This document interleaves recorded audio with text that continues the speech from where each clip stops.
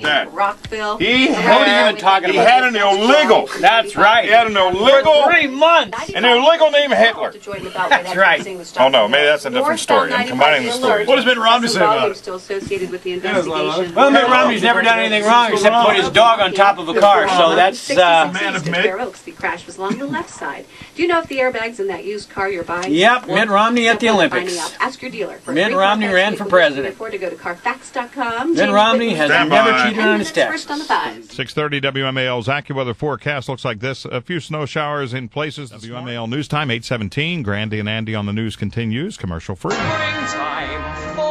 Well, Hitler won't spend springtime with his family this year. A custody hearing involving 3 children whose parents gave them Nazi-inspired names is scheduled to be held today in Holland Township, New Jersey. Now, police there say 3-year-old Adolf Hitler Campbell, along with his 2 sisters, who also have Nazi-themed names, were removed from their home on Friday by the state's Division of Youth and Family Services. Police say they don't know why the children were taken, and the department had received no reports of abuse or negligence. Now, the Campbell family made worldwide headlines last month when the father, Heath, was told by a supermarket they would not write Happy Birthday Adolf Hitler on his child's birthday cake. Campbell had said he picked the names for his children to honor his German ancestry. Mm-hmm. Right. Of all the German names you picked, Frederick the Great, nah, Ludwig van Beethoven, Mozart, forget it. No. Hitler, now that's a name, Now that's a name for my kids. All right, look, you know, the argument can be made that this guy is a little, perhaps, unstable. You're talking about the father. Yes. Because the kid's, what, 5 or 6? Right, 3. Look, would you ever think of naming your kid that, just knowing what the kid would have to go through later in life? Yeah. Of course you wouldn't. However, I don't think there's anything illegal about that. Well, no, and you have to ask yourself whether this rises to the level of emotional abuse. I mean, the grounds of pulling a kid out of a household usually have to be defined as abuse. Is it abuse when you name your kid this? Would it even be abuse if you're, reading to this kid from Mein Kampf every night or telling him stories of the Reich? I mean, here's Adolf, and here's his sister Ava, and his sister Swastika, and, you're dealing with this. That's terrible. It's embarrassing. They're going to get beaten up on playgrounds if they go to school. But the fact is it really abuse? So what happened? Is it just political expression? All right, so what happened? The social workers went in there, and they found that the walls were decorated with swastikas, and it appeared that these kids were being indoctrinated. They won't say, and they hide behind the... Well, one of two things happened.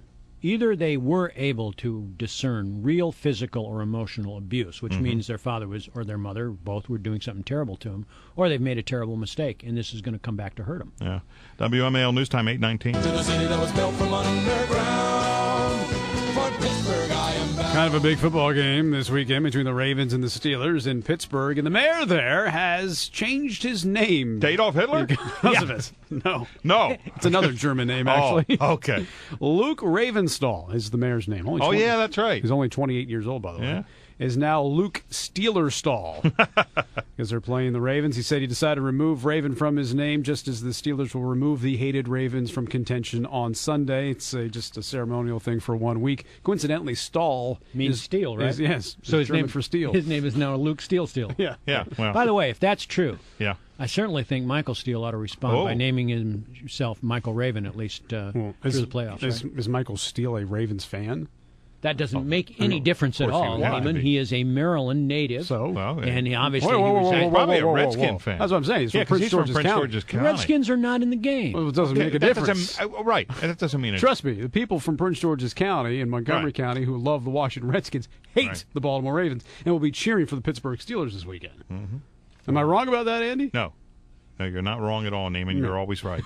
So, in other words, if the Ravens lose... You may need that sometime. That little soundbite there. You're always right. If the Redskins lose, then you should never vote for the Ravens. You should never support them, right? Well, I mean, a lot of people even feel though they're that the way. next closest team. A lot of people feel that way. Hate the Ravens. Compete against the Ravens. The only way I would view that is if they were playing the Eagles. WMAL News Time, 8:21. Ahead at 8:40 on the Grandy and Andy Morning Show. Adolf Hitler Campbell. You may want to stay away from Saddam Hussein as well, all right? Well, Hussein is okay. Or Osama bin Laden. Osama bin Laden. Even on my However, Timothy McVeigh, that'd be a great name for a kid. Yay!